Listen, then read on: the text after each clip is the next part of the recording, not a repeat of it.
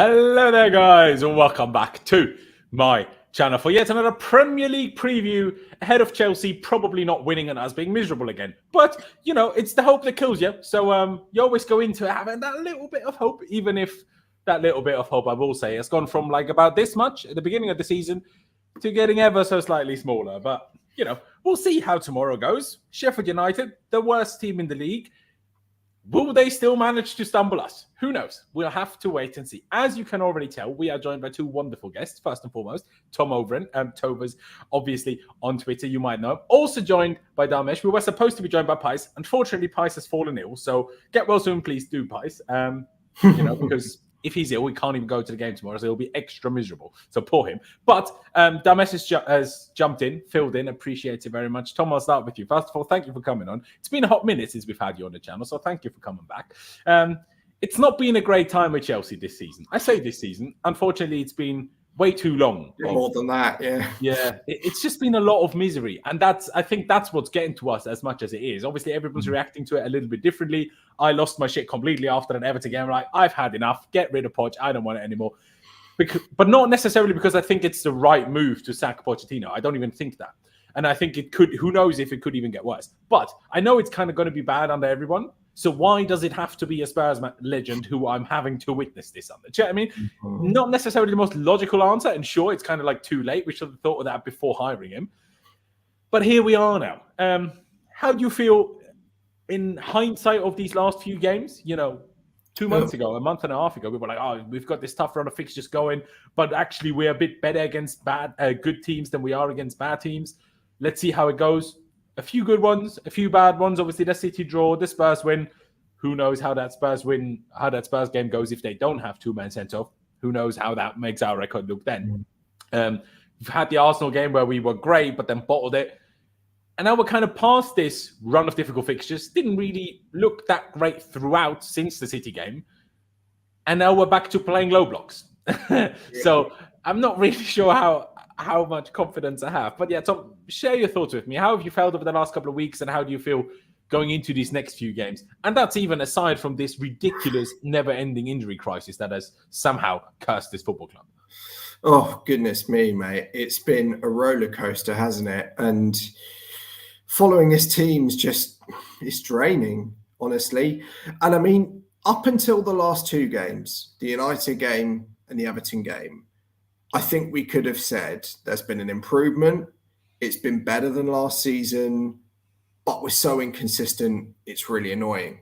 And then the last two games, they've just been carbon copies of 22-23 season performances. And the confidence levels just look as low as ever. They look like, you know, they look really low. When they concede, you just know we're not going to score. Whereas at the start of this season, and actually this season, we got more points from losing positions than almost anyone in the league. Exactly. I think back to the City game, right? We went down 3 times in that game. Okay, we didn't win still. Exactly, the Spurs game, you know, Burnley game. But there's other games where obviously it's the opposite. And it's like, you just never know with us. That's the problem, right? Obviously, part of it is the young team. Part of it is certain players are maybe not as good as... The difficult part is, are they only not as good yet? Or will they never be as good? Who knows? But the inconsistencies are the problem. You just don't know what you're going to get from them. You don't know how they're going to react to things going against them. You don't know how they're going to react to even positive things. Because how often have we had games where we start a game well, score a goal, and as soon as we score, we kind of take the foot off the gas because we almost get scared of winning. Like, that's also a problem, in my opinion, that we've seen because we've now been losing so regularly for so long. That all of this team has, all they've experienced is losing. Outside of Reece James, and he's never fit. We've had some good performances, to be fair. No, absolutely. But in the grand scheme of things, we've had more losses than wins. And that just gets you used to losing. And then your reaction to potentially winning is a bit nervous. But also you get less, I guess, angered. And your reaction to losing is also not quite what we want as fans anymore. But also understandable, isn't it? Like, if you lose all the time, you can't literally drown yourself in depression every time because you're always going to be miserable. If you lose once every 3 weeks, sure, you can be miserable all you want after that. But if you lose every game, basically, you can't. Yes. Like, to me, life is important as well. You can't just go home and be miserable to your missus and your kids all the time. Like, but then again, mate, when Poch said the boys gave everything, I think people just about were finished for that. I don't blame them, by the way. It's going to be a real test to see whether they've turned the corner, because those two performances were completely unacceptable, other than, I think, Palmer in the United game, and I think Mudryk in the Everton game also showed improvement. Other than that, they really do need to change their way. They've had a week to recover. They've had a lovely Christmas party last night, according to... And they've had two, apparently, because they went out after the Everton game as well, and now they've had a Christmas party as well. Mate, these lot are celebrating more parties than wins this season. It's ridiculous. Plus, more injuries than points this season, probably too. Literally. Dharmesh, let me get to you. First of all, thanks for coming on, like I said. You've been on a few times over the last couple of weeks, but still, it's just not getting better, is it?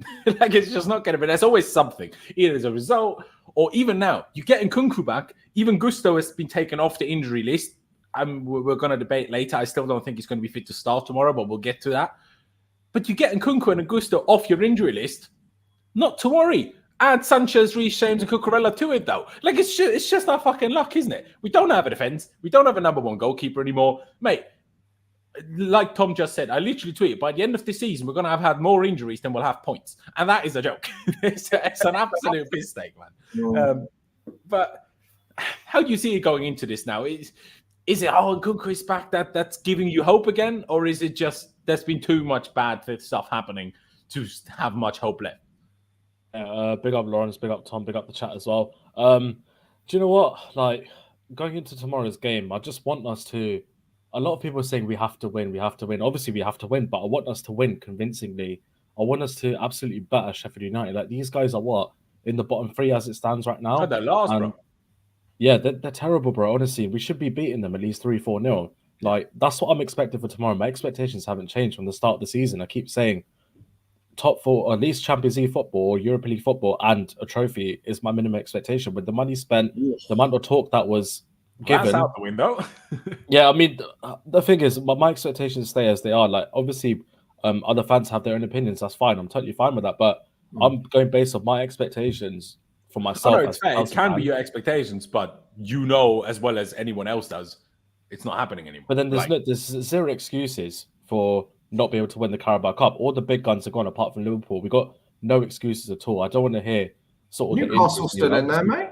Yeah, Newcastle still in there, but they look at how much they've struggled over the past sort of couple of games as well. And obviously, we're getting players back. We turned up, then they had it easy. Yeah, true. Yeah, but we've lost players as well. So it's just one of them where my expectations have not changed from the start of the season. I'm not giving sort of any excuse as to why we got a good. Well, in my opinion, we've got a decently good manager. I say he's probably the best we could go for that's available at the time. And yeah, the money spent, Lavia, Caicedo, but obviously Enzo coming this year as well, and Nkunku. I mean, that's the question, isn't it, Dance? As well. I agree with you. No excuses, and expectations are what the expectations are. But is there a point where you're like, so many injuries or so many issues that you have, at some point it is an excuse? Like, you could always, it's easy to say no excuses, right? But now not having your first choice goalkeeper, having basically no fullbacks for way too much of the season, let's be honest now, having centre backs constantly changing in and out of fitness, right? But most importantly, playing at fullback half the time. So even if they had good form, you kill that form by playing them out of position all of a sudden. Our midfield has absolutely no structure to it, whether you spend 220 million on it or not. Looks like we're playing an injured Kovacic and an injured Jorginho. That's literally what it looks like with the gaps in our midfield. And our attackers, well, they're all 12. So how can I, other than Raheem Sterling, so how can I expect that much? Like, the problem is, like we've always touched on, is consistency, right? We'll have a good game. Like, Tom, you touched on Palmer there. Even Palmer against United, I wouldn't even say he was good. He scored a good goal. But outside of that, I thought it was terrible. The amount of times he gave the ball away under pressure and nearly cost us goals. Sure, he received the ball in difficult positions, but... Bro, at least he's giving us something, though. Be able to control the ball in a difficult position. But he's giving us something. A lot of them are absolutely. doing that. And I'm not having a go at him. And he was still better than the others because he scored. But I still don't think he did enough in the grand scheme of things to be classed as having played well. And it's just difficult. And just on the right? Yeah, no, I was just going to say, just on the Sanchez thing as well. A lot of our fans don't rate him, but all of a sudden now he's injured. They're like, oh, well, we haven't got Sanchez anymore. So yeah, so it's like which way do you want to borrow the boat, basically? So it's just one of them where, like, I want us to absolutely batter Sheffield United tomorrow and going forward into the season, unless it's mathematically impossible that we can't make Europe. Like, my expectations don't change at all. And obviously, I'll be livid if we don't at least win the Carabao Cup this season. Fair enough. But yeah, that's just my expectation as a fan I had from the start of the.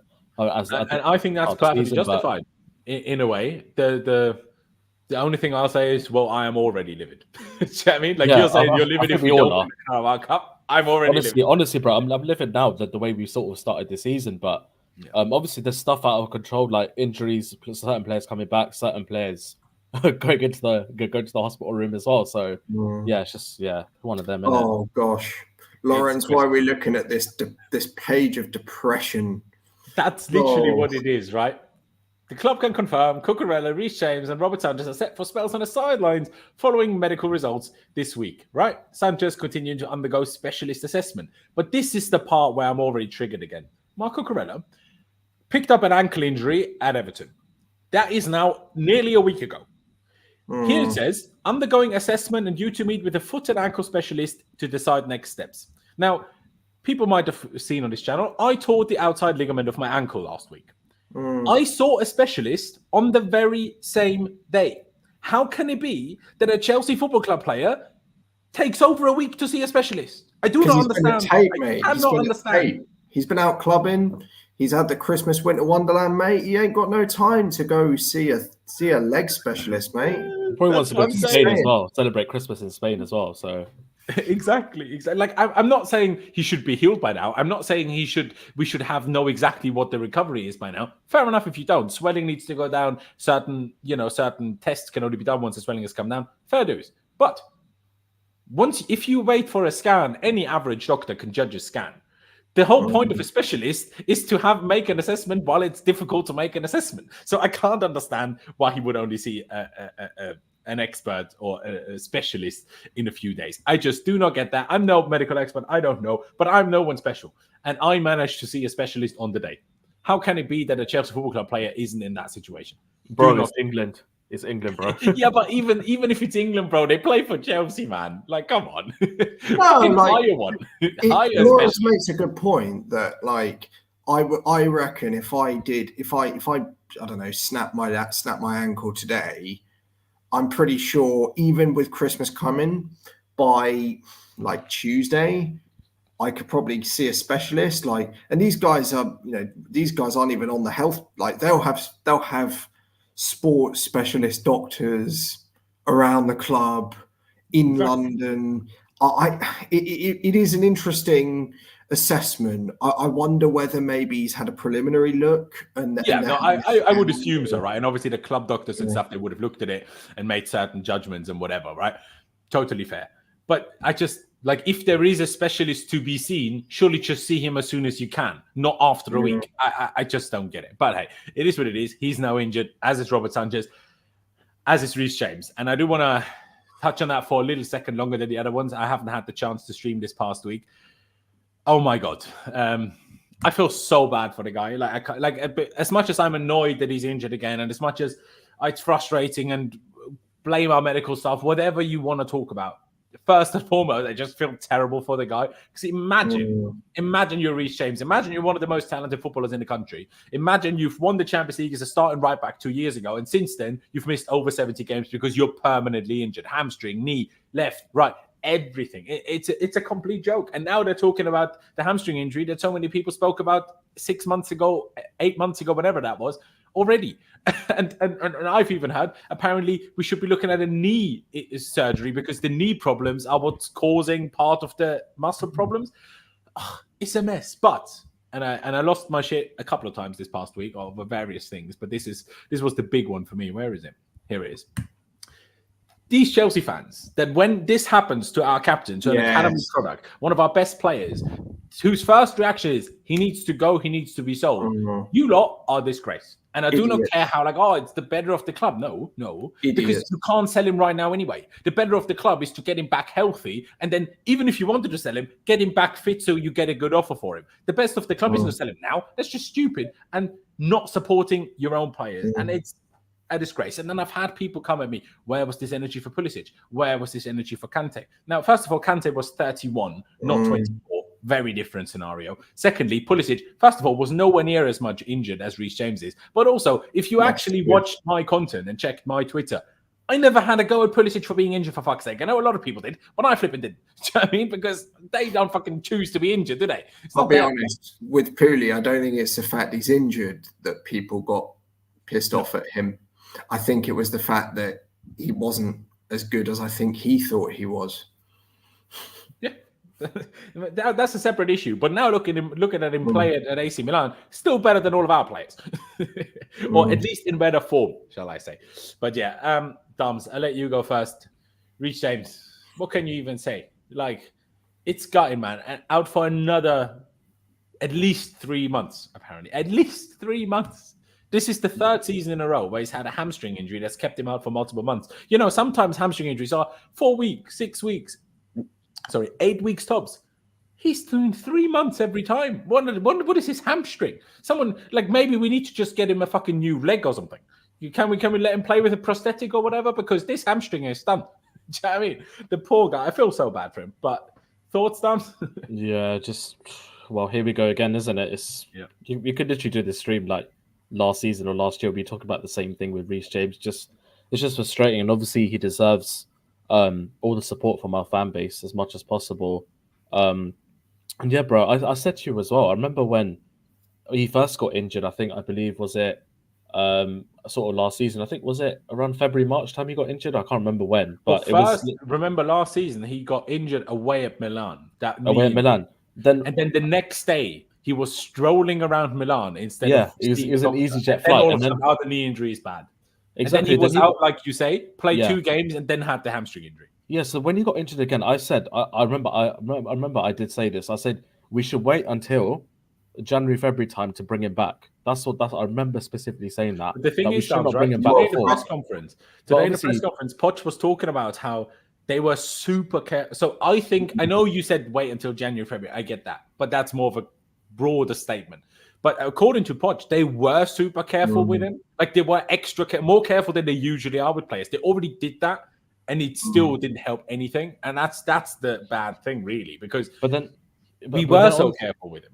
But then I want to say as well, like if we're being super, super careful, like for me, that should have happened, say January, February time. We should have started to integrate him more in the team then, because we're only playing once a week. Like we've only played Wimbledon, Blackburn a few times in the cup or whatever, Brighton. Cucurella could have filled in there, but then to sort of bring it back at the time he did, I knew it was wrong to start off with. Like it should have been January, February time, where there's sort of less fixtures at that time, because December would have been the worst month to bring it back. Don't get it wrong, like games every week in the Premier League, but January, February time would have been a good way to ease them in. 30 minutes, 60 minutes, maybe play 45 after or something like that, whole half or something like that. Then 60 minutes, as I said, then a whole game after that. But obviously, I'm not blaming Reece James for what happened, because you can't control an injury and stuff. But I think it's a series of faults from the manager as well as the medical team. And obviously, Reece has got to take some sort of responsibility as well for not taking care of his body that much. But yeah, it's just a catalogue of errors, to be honest with you. It's difficult to judge, isn't it? Like obviously, I've just had my injury, like I say, and I've been speaking to my physio yesterday, and he was like, yeah, he was like he is a good physio, right? But the way he put it out there, he's like, he finds it ridiculous that athletes have hamstring injuries all the time. It's so simple to prevent them, but athletes just don't do them. He doesn't understand why that's not a thing everywhere in elite sports. I don't know if he's right. I don't know if Reece James does all the necessary, prevention methods. But the fact that this is even up for debate, are we doing enough? Are we not? Remember when Feroz put that thing out a few weeks ago? Now, obviously, that caused all sorts of drama. Did he have anything to do with Reece or Chalobah or whoever? But that post was also like, they're not doing enough to prevent injuries. beforehand. They're recovering. Like in recovery, they do everything you need to do. But in injury prevention, they don't do enough. I can't judge whether that's true or not. But the fact that I hear multiple people that know what's going on, like that Feroz guy, my physio, that are like, it's common in elite sports that you don't do enough in injury prevention. I'm like, I don't get that. Like, this is the second essentially complete new medical department. We can't seem to get fit. Third or fourth different manager. Under all of them, everyone's injured. Second ownership, everyone's injured. And the problem is, it just doesn't even feel like there's much to be done. It just feels like we're fucking cursed. It's like Yaya Toure on Man City. Like who cursed us? Fucking Lukaku? Like, how's this happened? It's a joke. But Tom, on Reece James, like, what can you say? It's just gutting, isn't it? That's the main thing. Yeah. First up, I mean, wishing him a good recovery. He's proper Chelsea. People complain about a lack of players that care about the club. Now, Reece James cares about this club deeply. And that's something I want absolutely everyone watching and everyone on Twitter and all of the morons that said that they want him sold to remember that, because if I see any of them go on about leaders, then, I will remind them. But I'll start, with a few points. The first being, I don't think you can blame the club or the medical team for this at all. As you've said, Laurenz, like they've brought him back super carefully. Poch said initially it was a few weeks. In the end, it was quite a lot more than that. He was out. Yeah. They bring him back. And then, against Man United, we think he's back, but they don't start him because of knee pain. Now, I've never in my life seen a player not start a game because of knee pain. He came on, played the second half, and then started the game at the weekend. So, they've nursed him and they've definitely tried to be super careful, not just with him, but I have Can I just jump in there and you give me your reaction to that? Because I fully agree with everything you've said until that whole Man United Everton back-to-back situation. Because to me, it's like, so he can't start against United, but then plays the whole second half, which that in itself confuses me. Because it is odd, isn't it? Just start and see if he needs to come off at halftime rather than bring him on at halftime, in my opinion. But even still, we only played Everton 4 days later. So how can you not start at United, then play more than you were arguably supposed to? Because if he was happy, if he was okay to play 45 minutes, he probably would have started. And then you start against Everton and get injured in the first half an hour without. And let's be real here. If you watch Reece against Everton, he didn't even exert himself that much. He didn't go for crazy sprints. He barely went in the opposition's half. So for him to play so reserved and within himself anyway, and still to do a muscle, is crazy to me. And that's why I believe the thing that I heard in terms of that it could be stemming from the knee rather than the muscle itself. Because if something's dodgy in the knee or in the hip and it's kind of like straining muscles unnaturally, there's nothing you can do other than bloody fixing it. But then I'm like, again, we're at elite sports. It doesn't get more elite than Premier League, than Chelsea Football Club, right? I cannot understand how we don't have the doctors to fix these things and to figure these things out. That's the baffling part to me. But I don't know how you see it, because to me that like play second 45 against United and then start 4 days later. If you couldn't start before, that was the only part where I'm like, did we nurse him? But everything else, I do agree. That makes sense. If I jump in there, right? My own feeling on that is that it really wasn't a serious issue. And you're right. It is bizarre because it felt almost precautionary, because the story I read was that he got the suspension for that silly red card and overtrained the weekend after and was ruled out because of, as I say, pain in his knee. Now, if he spent the whole weekend training and he's getting, a little bit of pain in the knee, is that just, a minor thing where they just don't want to play him too much and just think, 45 minutes is enough for him? Maybe. And then he got through those 45 and was like, oh, do you know what? Actually, we'll, give him a full game against Everton. Maybe that would be the way I would look at it. But, we didn't start him one of the other previous games when Disasi played right back. I can't quite remember which game it was now. My brain's fuzzy, but, it's happened too often. But The issue is that at this point, we just can't rely on him to play even half the games in a season. And for that, when people are drawing their best 11s out when a season comes, I almost don't want to put him in there because I know I'm not going to be able to rely on him. And while I really do hope it changes, and I really hope there's a surgery that can put an end to this, I'm nervous because I'm not sure that there is. And if so, I would be heartbroken to see him go the way of, say, Ledley King at Spurs, who had really the world at his feet, and then injury. Exactly. Yes. We have this comment here. Sorry, go on, Tom. Well, I was going to say when you put that up, yes, I've seen that. I've seen a few people suggest he pops into the CDM positions. Even centre back. I think centre back as well could work for Reece in a James. 4. And potentially in a 4 if we've ever switched to a 3. I think you could play. Well, you showed in a 3 for sure. In a 4, I feel like it's a bit short, but that kind of depends on the opponent a little bit. Like I wanted to bring it up because this has been a thing that's been mentioned a few times. There's 2 issues with this. First of all, the way we play, you don't sprint any less in midfield than you do at right back because look at our midfield, right? So it doesn't really save you any sprinting load anyway. Especially compared to how Reece James has played at right back this season anyway. Against United, to be fair, when he came on, he did a few sprints, especially once they nearly cost us a goal and then sprinted back essentially the whole length of the pitch to do that last-ditch tackle, which was a good tackle and he did well, but he caused it himself. But still, he could sprint. But he doesn't want to. He doesn't want to sprint. He's probably scared of his knee, of his hamstring, whatever going. Understandably, but that is where the problem comes from. But the other problem we have in midfield is we've spent nearly £300 million on midfielders. You can't now all of a sudden just go and put Reece James into midfield. Do you know what I mean? Like if you didn't sign Lavio, if you didn't sign Caicedo, sure. But you did. Now it's too late. Now you can't move Reece James to midfield anymore. Now he's a right back. And you got to hope Gusto is actually permanently fitted up because that was the next problem. Reece James maybe doesn't even come on against United and doesn't even start against Everton if Gusto is fit.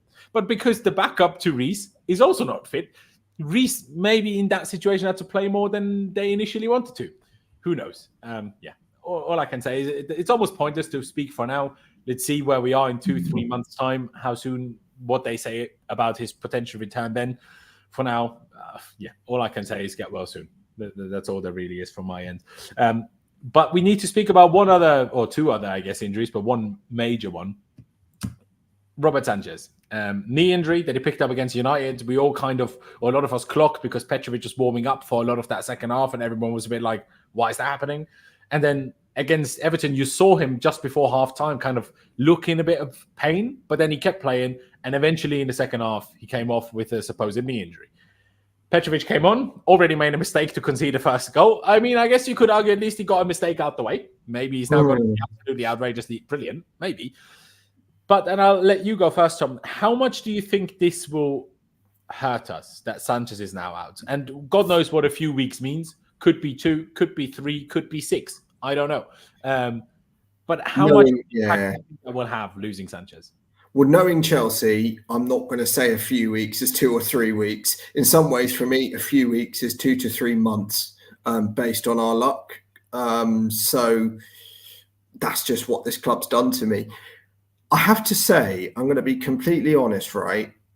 I don't know because I've not seen Petrovic play enough to really give a judgment on what he can do, right? Because Poch hasn't even given him the Carabao Cup games for us to even see or give us a little bit of a glimpse, right?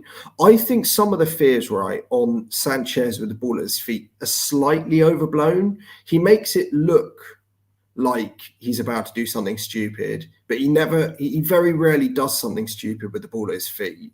Yes, Did you miss the United game, bro? Did you miss the United game? Yeah, that one. Just United, was bad. Yeah, no, okay. Yeah. But you have to give him a few, because even Ederson. That was a lot for one game. If United were any normal team and not as shit as United are, Sanchez cost us 5 goals himself that game, and then we probably, as fans, we lose our mind so much we probably never want to see him play. And to be honest, I already said I never want to see him play after his howl against Arsenal. Don't forget that one either, by the way. Oh God, yeah. Even the Brighton game at home, I think it was the Carabao Cup. I remember that game as well. He was a bit shaky that game as well, actually. Just at times wasn't communicating well with defenders. His distribution wasn't great as well. Almost. He's kind of like. One more thing, Tom, and then I'll let you continue on that one. Because I agree with you. I don't think he is bad at passing. He's just, I don't know why. I don't know if it's pressure, or I don't know if he gets a bit rattled. I don't really know. I think he is good at passing, but somehow he is still passing really badly at the moment, or this season. That's like, I wouldn't say that means he's generally bad at it, but he's having a bad time. It's like, when, who's the best example? Like Diego Costa, for example, that really bad season where we finished 10th. In that season, my guy could not finish and score into an empty barn door. Could not. The season before score 20, the season after score 20. That didn't mean he was a bad finisher, but that season he finished badly. And that's kind of how I see it for Sanchez. I don't think he's a bad passer, but this season his passing has been bad, if that makes sense. But I will preface by saying that I didn't want Robert Sanchez, and I thought we got fleeced for him. I thought 25 million for this guy is an absolute joke. And now how do you feel about paying 16 million for Petrovic from the MLS? Well, I need to see him play more. I'm not going to judge him off half a game, to be honest. Like Sanchez, he's actually been slightly better than I expected, believe it or not. I agree. And I'm beginning to think, if he can get some consistency, he could be all right. But, Petrovic, I can't sit here and say it's going to be a huge downgrade, because let's see after 3 or 4 games with him, whether he makes any errors that cost goals, whether he has the save potential that Sanchez has. It's just a shame for the defence, because Petrovic isn't going to marshal the same way. He's going to have a different play style, and playing out is going to be difficult when you've got a different goalkeeper, I suppose. But who knows? Maybe Petrovic is unbelievable at passing. I couldn't tell you. But I let Dom speak first on how much he potentially misses Sanchez, because the whole Petrovic thing, the whole signing, the whole situation to me is super strange. But we'll get into it in a second. Doms, how much do you think we'll miss Sanchez, and how much of a negative effect do you think that will have on us? I mean, you could argue how much of a negative effect can you have more than losing every game already? And we already do that, so maybe it won't do anything. But you still get what I'm asking. Like, how much of a miss will it be? I think it'll be a big miss for us, in my opinion, Sanchez. I think he's had a decent start for us. I wouldn't say amazing, but I wouldn't say bad at the same time. I think just in the middle. But I actually disagree with Tom. I think 25 mil, given the market that we're in right now, I think it's a decent buy for a goalkeeper. Is he going to be good enough for number one? We don't know. Well, I'm still a bit not sure if he's good enough for number one, but definitely as maybe a number 2. I do think he's competent enough. But we've got on paper, we've got a good run of games, but I think right. Yeah. Can I give a point though? Personally, I think 25 million for a number 2 goalkeeper is ridiculous. Personally, but then it's just the market we're in, aren't we? I mean, if you get any, he wasn't even number 2; he was number 3. But for goalkeepers, the market is not as high as outfield players. I think, anyway. But then again, you're sort of taking a risk. So say if you pay under 10 million or 10 million for a goalkeeper, you're more likely going to get someone from maybe the Championship or maybe low down or even a different league. Man United did it with that Turkish guy, didn't they? Or you could have just kept Marcin Bulka all those years ago. He's now the best goalkeeper in Ligue 1. But we decided to let's get Willy Caballero on the bench instead of Marcin Bulka. God knows where we could be then. Might have a worldly goalie on our hands, but instead he's off to somewhere. And no, Ashraf, we do still have Bergstrom and some other youth goalie. Bettinelli as well. Yeah, but is he fit? Because he's been injured for ages as well, hasn't he? But maybe Bettinelli too. How do these guys get so many blooming injuries? I mean, Bettinelli, his job is literally to sit on the bench. Yeah, and he was injured from the end of last season until November. How does this guy get injured? Honestly, he's man. just drinking too many coffees with Reece James. Do you know what I mean? But yeah, for me, I also think it will be quite a miss, because what's been impressed me most about him is obviously he's made some good saves and everything, but what I've liked most about him, he's extremely commanding, not only by coming for a cross, but also vocally. And he's turned 26 a few weeks ago. He is the third oldest player in the team. I know Petrovic isn't that young anyway. That is part of my issue with him. We'll get to that in a second. But not only are we losing the number one goalkeeper, we're also losing another bit of experience. And also, Thiago Silva isn't the most vocal player. It can be, but he's not naturally the most vocal type of guy. I don't think any of our other centre-backs, except potentially Disasi, are either vocal. Levi Colwill isn't the most vocal, I think. Can become that still. Maybe I'm doing him a bit of a disservice there, but, not the most. The same goes for Badiashile. So that's where I think the biggest issue comes from, missing Sanchez. But obviously the big issue is Petrovic's lack of experience. And what I think people forget is he is 24. Like, he's basically a year and a bit or 2 years only younger than Sanchez. He's not young. Even Poch in his press conference today said, we've got Petrovic. We believe in him. He's young. He's got potential. I'm like, mate, he's 24. He is older than Reece James. He is older than our captain is. Yeah, we can't sit here and say, he's so young. I know, obviously, it's a bit different for goalkeepers and their careers are a bit extended and everything else. And someone had a go at me for that when I said that a few months ago. But a player that's not made it any further than the MLS by 23, are they ever going to be good? Because if they were good, wouldn't they be at a better level at 23? Like, if you are 17, 18, 19 and not the greatest level, it depends on where you come from, right? Then no judgment whatsoever. But if by 23, the highest level you've played at is the MLS, then I have to question everything there is. Now, that doesn't mean that there aren't steals out that you can find that are a bit older than you'd expect, like an N'Golo Kante, a Jamie Vardy. They exist. They happen. But the likelihood of that, in my opinion, 8 times out of 10, if you're 23 and playing in the MLS, that means you're never going to become great. Otherwise, you would have been somewhere better. Again, there are probably 2 out of 10 where it's different, but baffling. Laurenz and Pies wanted to change Petrovic to start a few weeks ago. What changed? Well, Sanchez made that mistake against Arsenal. That's what happened, really. And then I'm like, just play anyone else. But then Sanchez kind of fixed himself up a little bit. And also, in my opinion, again, the leadership part came out of him more and more. That's my biggest issue. But who knows? Maybe Petrovic has that, right? He had great reviews from his time in the MLS. But it's still the MLS. I don't really know. Like, look at Zlatan went over there and just took the absolute piss out of them. Do you know what I mean? Like, and Zlatan was 39. I know he came back to Milan and still did his thing, and Zlatan is Zlatan. I get it. But yeah, MLS tax does live. And it's, I don't know. And also, the last thing I want to touch on this before I get Tom and Dams to speak on this. If he was good, wouldn't he have gotten a chance by now in the Cup? Because the fact that he hasn't doesn't exactly scream to me we trust him particularly, Because if you did trust him, you'd play him in the Cup, in my opinion. But maybe Poch wants to sort of bring that consistency with the team and that team cohesion, probably by not changing the goalkeeper. But he didn't care on any other position about that. Why goalie? Like, he chopped and changed everywhere else. You don't want to change your goalkeeper almost once every. No, of course not. In a Cup, you do. Every team changes the goalie in a Cup. Who fucking doesn't? Other than fucking mid-table clubs like we are now. I'll defend Petrovic here, right?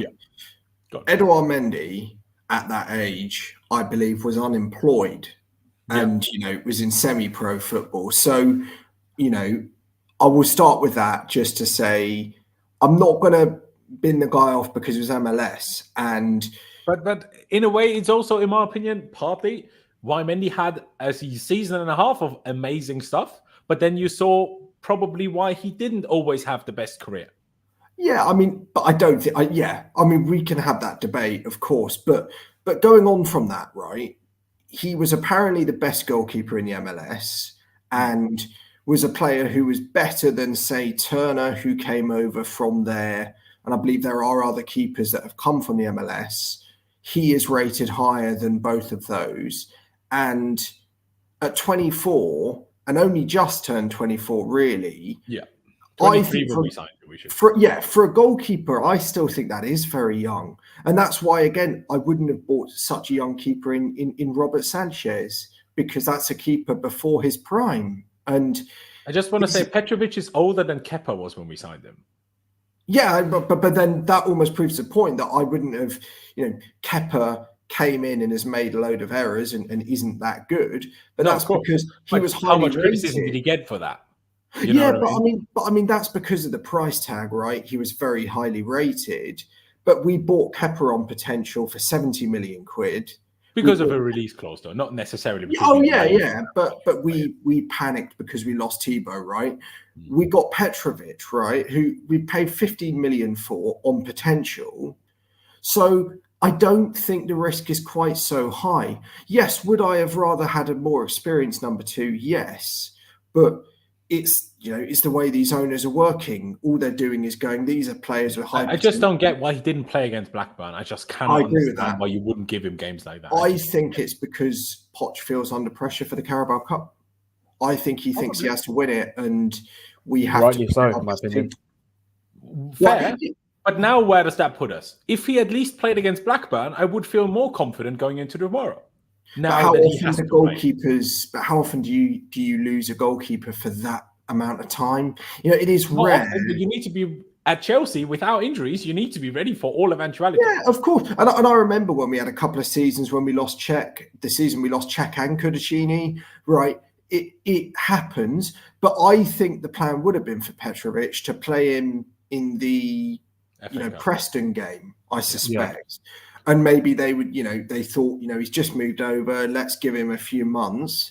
But then we are just buying players on young and on potential. But I don't think that that's something to blame him for, because I actually think he's not his fault at all. He's one of the better keepers. If we only sign young players, compared to all the other players we've signed, you can't call Petrovic young. I know he's a goalie. I get what you're saying, Tom, but all the other players we've signed are 12. But I mean, this guy's played for Serbia from the MLS. This guy twice, according to this. But I mean, look, there will be keepers like in Europe, Rajkovic. I think is there another guy as well? There's Milinkovic-Savic's brother. Serbia's main goalie is Milinkovic-Savic, the brother of the midfielder. Yeah. So there's Milinkovic-Savic's brother. There's Rajkovic, who I remember was pretty highly rated a couple of years ago. Yeah. At least this is a guy that's done stuff from the MLS, right? No, see, that's what I'm trying to say. Like, I don't think he is awful. Clearly not. Otherwise, he wouldn't have shown up on scouting reports of all sorts of data, right? He wouldn't have shown up, but he wouldn't be called the best goal in the MLS. He wouldn't be, right?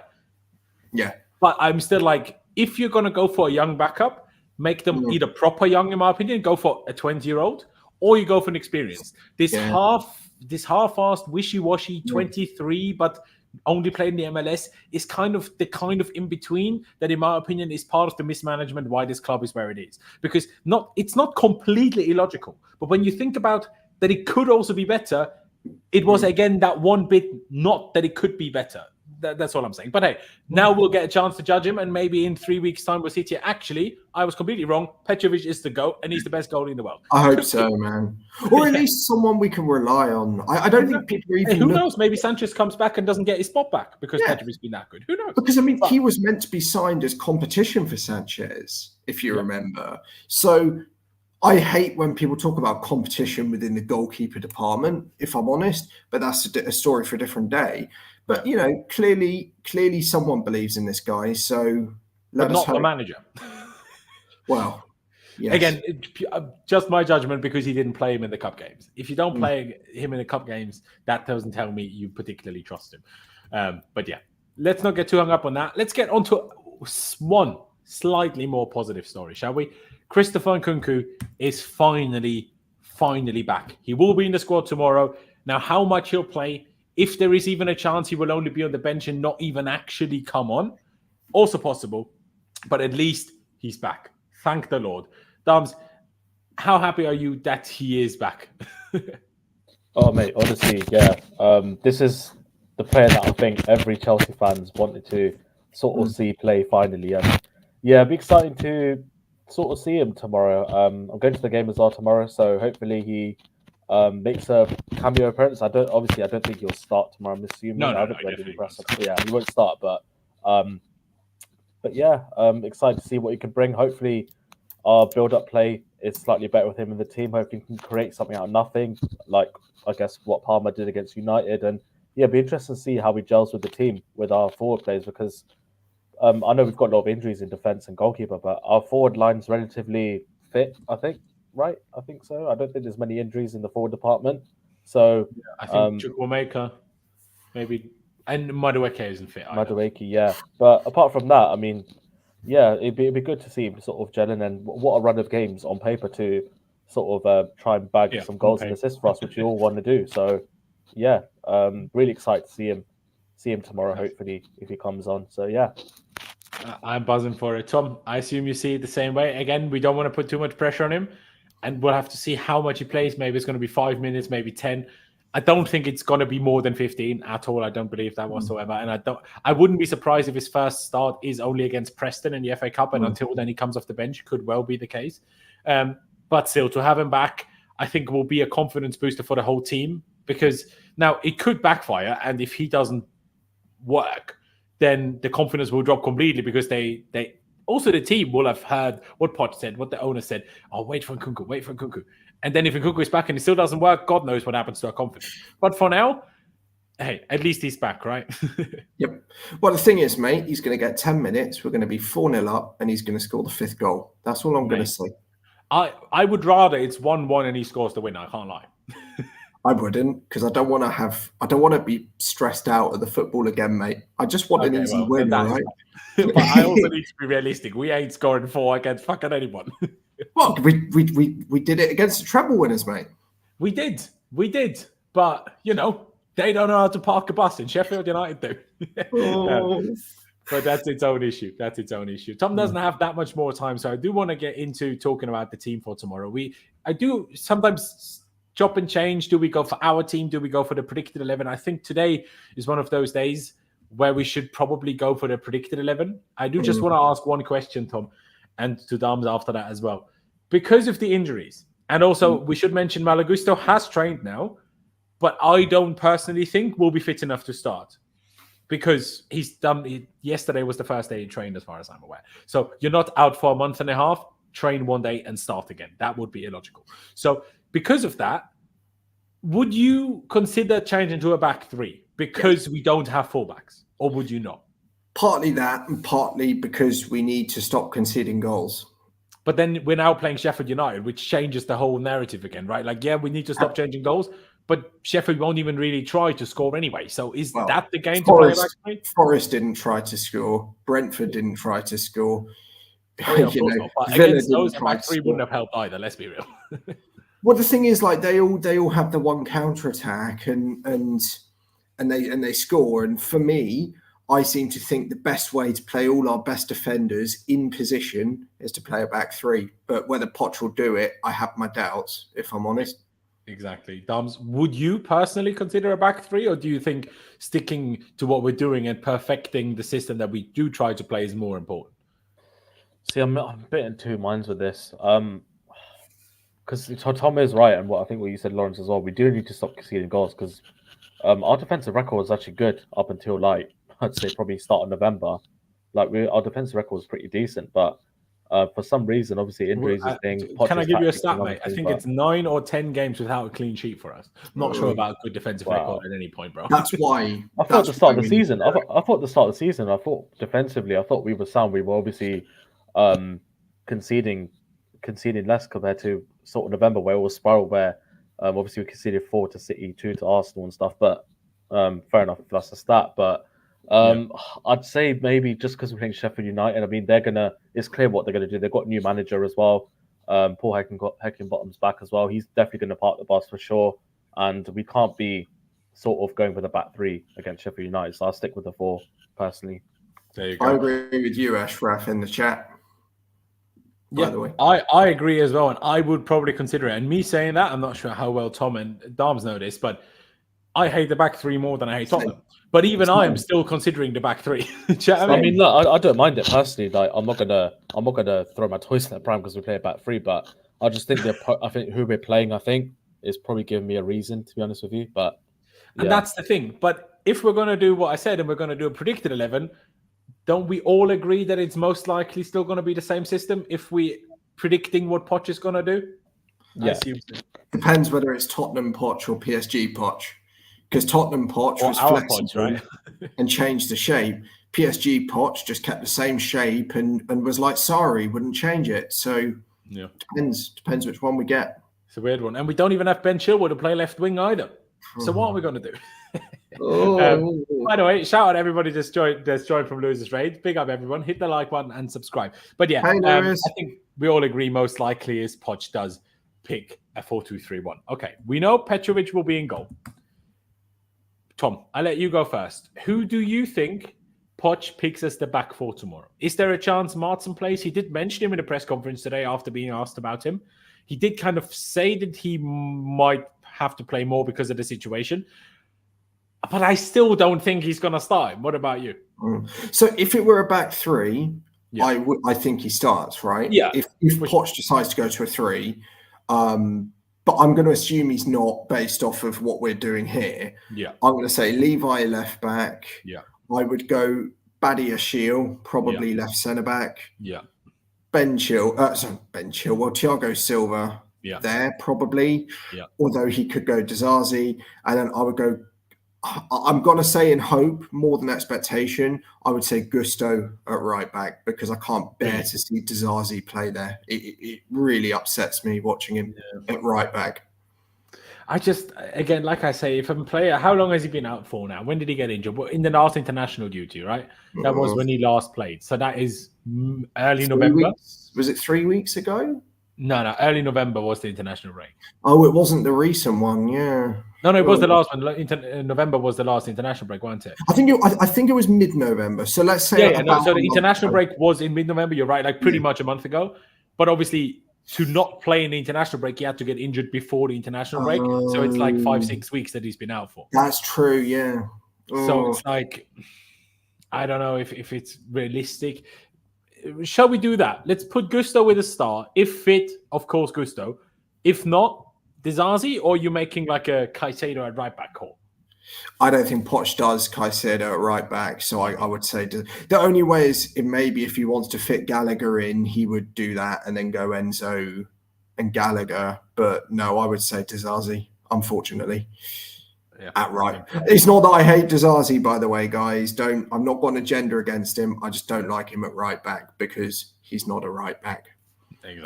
Exactly. Dams, that back four, would you agree? Again, not yours, but would you think Poch will pick? Yeah, I think that's what Poch will go for. Obviously, Cole was obviously at left back with Cucurella out, and Cucurella won't obviously play right back because he's injured. So, yeah, if Gusto's 30 plays, if not, he'll be Disasi. I don't personally like it as well, but it's going to be what we see. But then again, I if this was my team, I'd personally go Caicedo at right back, and then base the team based on later on. We will get into it. There you go. I'm just replying to someone in the chat here because the suspension, Max, was a lot longer ago. Maybe not late September, maybe it was in October, but the suspension was long before that. But yeah, there you go. I agree. It will most likely be this back four. I'm unfortunately pretty sure it will have to be Disasi. Again, maybe he shocks me and does go for a back three purely because it would make more sense. But I mean, he didn't so far, so why would he all of a sudden do that? He's had multiple opportunities. We have had games where we played Cole left back, Disasi right back. So, and he didn't go for a back three in those either. So why would he today? Question for you, Laurenz, though: if Gusto is out, we play a back three. Who plays on the right side at wing back? Maatsen. But then Maatsen will have to play on the left, won't he? So it's going to be either Sterling or Gallagher, in my opinion, if he does that. Well, Sterling had a little bit of experience, didn't he, under Potter doing that? And so that's my only logic. Again, I don't know. Maybe Palmer, as crazy as that sounds. I wouldn't. Poch does like a weird thing. So who knows? It's not a Poch thing to do that. I don't think. Like Tuchel would put a winger at wing back or someone like that, but I just don't. I can't. Maybe Caicedo, I guess potentially, but. Yeah, I wouldn't mind that. I think Gallagher would probably be best suited to it personally from what we have available, but hey, it is what it is. Midfield then kind of is a quick one. Enzo and Caicedo, right? Dums? Enzo Caicedo, but as I said, like going back to what I was saying, if Caicedo was to play right back, I put for this game Enzo and Gallagher in that pivot. If obviously Caicedo is playing at right back, but he's not going to, so yeah. There you go. Hello, Geordie. See, he's a nice Geordie fan. He always How comes are in the and says lads? How are man? How are man? hello. See, I'm not even going to try to do that one. The only Such a thing really I good can do is Geordie instead of accent. Newcastle, say Newcastle. But that's my my Geordie accent. Newcastle. Exactly. I do find it funny though how they call it Newcastle, but no one else just does. I'm like, surely they know best how to call their own place, no? But anyway, Tom, yeah, Enzo and Caicedo, right? 100%. Of course. I'll stick with you, Tom. 3 behind the striker. You expecting Gallagher in the 10 again? Yeah, I would. Yeah, I mean, I personally think we played our best when he's been there. I know a lot of people think it's defensive, but I think you have to have him in that midfield. If we play the system that Poch, or the style of play Poch wants us to play, if we're playing, I think against like your Cities, your Arsenals, your Spurs, whatever, I agree. I think against Sheffield United, there would be a case to be made to play Caicedo right back and Gallagher in midfield. Yep. Because of the type of opponent that it is, that will sit deep and more creativity will help. But it's not going to happen, and Gallagher will play, so it just will be like that. Let's be real. The question is then, Sterling was on the bench last game.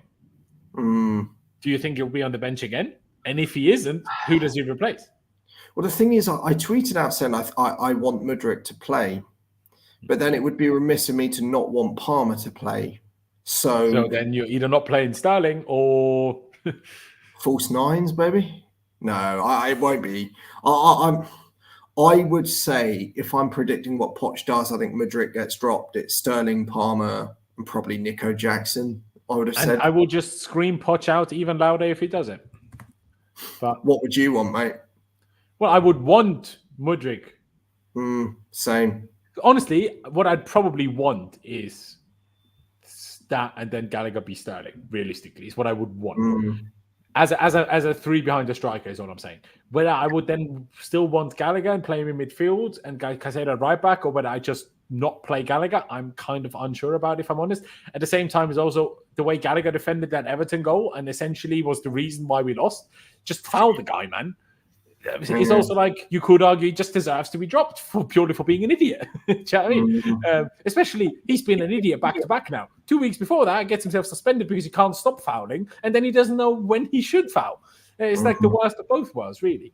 Almost like he's not got the experience because he's a young player and he's surrounded by other young players. He's more experienced than most of the team is the problem. That's it. That's the whole point. That's the scariest part of it, you know. But yeah. I've got to head off in a moment, guys, but thank you so much for having me, Before Laurenz. that, I'll pick your striker. Who do you think plays up front, Broja or Jackson? It's got to be Mr. Jackson, baby. I'm for real. Do you think he will pick Jackson as well? Yeah, I do. I think some of the sensationalism saying how Jackson's been dreadful this season, particularly by rival fans, it's been nonsense. He's been all right. He's developing. It's just that the whole squad's developing, and that means we're inconsistent as hell. But, you know, I would play him over Broja. Yeah. There you go. Fair play. Fair play. Tom, thank you for your time. Everybody check out Tom's Twitter. You can see it on screen and linked in the description. Tom, thank you for joining us, and we'll chat to you soon. And I'll be on longer next time, Laurenz, mate. I promise. Brilliant. See you soon, mate. Have a good one. Cheers, man. Big up, Tom. Pick your 3 behind the striker. Oh, not your. The 3 behind the striker you think Poch will pick. Yeah, I think it'll be.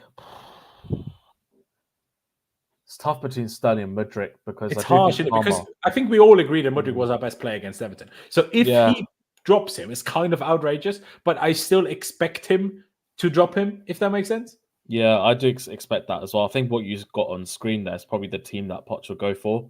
But then again, would he give Broja another chance? I don't know. I'm not sure. I didn't think. I'll be honest. I think tomorrow, no matter which one of the striker plays, I think they'll both have a miserable time against Sheffield United. Yeah, it doesn't really matter which one of them. They'll probably play back 3 as well again. Yeah. So literally 3 of them. I mean, it's Chris Wilder again now, isn't it? So like they changed the manager back to Chris Wilder like 2 seasons ago. They're probably going to do overlapping centre backs again. God knows what's going to happen. Exactly. But then, what I'd like to say as well, as the team that I was sort of going with, obviously I had Enzo and Gallagher in the pivot, then for me, I'd like to see Mudryk, Palmer and Sterling on the 3 and then have Broja up front and then Christopher Nkunku come on. You know what we'll do now? Maybe. That's what we've done this. if we picked our own team, would you go back 3? I love that they've added this formation now purely for Man City. Fair play. Maybe that's what we should be playing. Because why can I not scroll up? Thank you. Like one of these ones? I don't know. I reload the page quickly so I can fill it new. If you picked your team, would you pick a 3-back or would you pick a 4-back? You decide. It's just the opposition, man. Like Sheffield United, we shouldn't be playing 3 centre-backs against them. I mean, no. Well, we are playing 3 centre-backs anyway. It just depends on are they playing as centre-back or not. in the system though that we've got, it's like I'm really torn, to be honest with you. Yeah. Okay, we'll just go with the 3 then. To be honest with you, let's do it for a laugh. Let's do it once in a 3, and then we'll go from there. All right. Obviously, still Petrovic in goal. Yeah. Then you'd have. Badiashile. Who would you play though? Would you play Chilwell or Badiashile left centre back? I play. I'd say Badiashile over Chilwell personally. Okay. Then would you have Thiago and Disasi? Yeah, Silva and Disasi. Yeah. For the feet, right? Because Disasi is right-footed. Thiago Silva is 2, but Thiago Silva is nearly 40. So you kind of don't want to play Thiago out here. No chance. But to me, it's outrageous to not play Chilwell, especially because all I want in my life is really actually have him play centre-back. Oh, so would you drop Silva then and put Chilwell in the middle or Disasi in the middle? I'd somehow make Badiashile play right centre-back anyway and interesting play like this. I know that's a bit outrageous and people say, how can you play a left-footed centre-back and right centre-back? I get that. I don't care. I want to play Chilwell centre-back. It's not like this will happen anyway, realistically. Fair enough. But I hear what you're saying, and I will put Disasi here because obviously that was your pick. Wing backs then. Drew would have been great in that position, bro. Just before you go on, Trevoh Chalobah, man. But he's also not fit anyway, so yeah. Which is also outrageous. He's been injured all season, and no one knows how and why. Isn't that he's been crazy? doing media stuff, hasn't he? I think as well. I don't know. Yeah, no, he's done media stuff, but yeah, no serious work. Left wing back Maatsen, you in agreement? Yeah, unfortunately, I'm not Maatsen's biggest fan, but he's the only player. But at left wing back, surely he'd do a good job, I think. I don't know, man. I'm really not convinced by this guy at all. But he's the only one who got that position. Is it the defensive work, or what part do you like? I just think it's a bit of both, like defensive work going forward. I'm just not swayed towards him. To be honest with you, I just don't fancy him. To be honest with you, as a player for Chelsea, I think we can make profit of him, and I don't think he'll be good enough for Chelsea. That's just my opinion, but he's the only competent player that we've got in that position that can actually play there. So that's probably why I stick him in there. Who would be your right wing back then? Jeez, maybe we should go back to a back four. This is what I was like if we're playing at Sheffield United, we're gonna have to use the width quite well. So who would you even put there? Sterling, maybe. I don't know. Or Mudryk. Who else really can play there? Or who else can do a decent job there? But you know what? I know he's a bit all over the shop. My apologies, guys. Maybe we've just learned why we're not playing a back three. Yeah, exactly. Obviously, if Gusto's fit, Gusto plays there, doesn't he? But, yeah, of course. If Gusto plays. Yeah. Let's go back to a 4-2-3-1. Let's again do it. And this time, let's be a bit outrageous and what Petrovic spelled it, right? So then, in our team, would you still play Chilwell left back, or would you then play Maatsen? I'd probably play Maatsen if I could. I'll be honest. This is my team. I'll stick with Chilwell, man. I don't know. I'd really not. I'm really not keen on Maatsen, to be honest with you. I'll let you have Chilwell. Then Badiashile and Thiago, or are you putting Disasi in there? Yeah, I'd keep. Actually, do you know what? With Newcastle coming up in the cup, I'd go Disasi. Silva got a rest last game, remember? Sorry, pardon? Silva got the rest last game. Remember? Yes, he did. He did, yeah. But then again, do I want him playing twice in a few days? I mean, he can do it, but I'd go past Disasi and then save Silva for cup, because I think the cup game is equally as important as tomorrow. So I'll play Disasi there, personally. I'll hear it. I mean, it's kind of crazy not playing Thiago Silva 2 games in a row. But then who would be your right back? It would have been Caicedo. It would have been Caicedo for me. Yeah, fair dues. You know what? I'll go with this as well. And then you can play Gallagher here because Ugochukwu isn't fit either, is he? So then you can have Palmer 10, Sterling right wing, Mudryk left wing. And would you go Jackson or Broja if you had to pick? For tomorrow, I'd like to give Broja another chance because I'm like, how many chances has Jackson got? And Broja had 2 games. I can't argue with that. Purely for fairness reasons, I think Broja gets another chance. I'll give him another game, but if he doesn't perform against Sheffield, then he shouldn't start the Newcastle game, in my opinion. But yeah, I mean, like, I think the main thing is having Palmer on that 10. I think that's the main reason why I've sort of gone with this team. Or in my mind, just so that Palmer can play in his best position and find those pockets for Mudryk, Sterling, and whoever's playing up front, whether it's Broja, Jackson, then hopefully whoever's playing right back can bomb forward as well at times. And I think Caicedo is probably the best we've got in that position right now that can do that. So yeah. If we didn't want to do it like this, I think what would make the most sense in a realistic world is you play Disasi right back. You'd play, whether it's Thiago Silva or not, doesn't really matter. You can also do Chilwell and Badiashile. And then you'd play Maatsen left back. And then you can just have the centre back and right back that stays and the super attacking left back that attacks. I think that would, arguably, it would make a little more sense than forcing Caicedo in there. But again, if you're not playing Caicedo right back, Gallagher will be the 10 and none of us want that. So It all comes with all sorts of issues, doesn't it? But that's the problem. And I think it'll be a physical game as well tomorrow against Sheffield. I think they're going to look for the first. That's going to be the only way to get something, isn't it? Like here, Rich Moneymakers comes with the fact Sheffield United are the only team in the league that haven't won an away game yet. But I'll have you know, neither did Nottingham Forest until they played us. But then they had one. So let's see how tomorrow goes. We will have 85% possession, probably. So we could also argue, let's do the formation the way we are in possession. But the problem is there is no logic to that either. You'd think, oh, you're playing with so many centre-backs. This is going to be us in possession. But it's not. It's going to be like this. And then bloody Enzo is going to be somewhere over here. And then Sterling is going to play somewhere up there. And then the striker, if it was Jackson, he'd probably play centre-back. Mudryk will certainly not be there. Will somewhere be here and never get the ball. Yeah, this is what realistically will look like tomorrow. And anyone tell me I'm wrong? We'll get up to the live positions tomorrow and we'll see. Dams, let's finish it off. Score prediction. Honestly, what are you predicting? Honestly, I say 2-0 Chelsea. Honestly, I do think we'll win. I mean, we're bad, but are we as bad as Sheffield United? I don't think so. So yeah, I say 2-0 win. I'll say 1-1, and that I'll be honest. That's your genuine prediction. Like, that's me being positive. If I'm honest, I think we're going to lose. Bro, we're bad, but come on, we're not as bad as Sheffield. Like, mate, you would have thought that before we played Forest. Still, we managed to lose to them lot. Or did we draw against them? I can't even remember anymore. But you get what I'm saying. Yeah.